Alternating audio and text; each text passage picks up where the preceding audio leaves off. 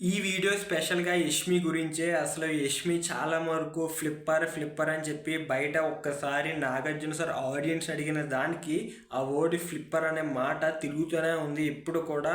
అంటే నాకు డ్రీమ్స్‌లోనే వచ్చావు, నేను నిన్ను ఇష్టపడుతున్నట్టు ఎక్కడా చెప్పలేదు అండ్ ఎలాగని చెప్పింది ఫ్లిప్ చేస్తున్నట్టు చాలా విషయాల్లో చాలామందికి అనిపించిందంట.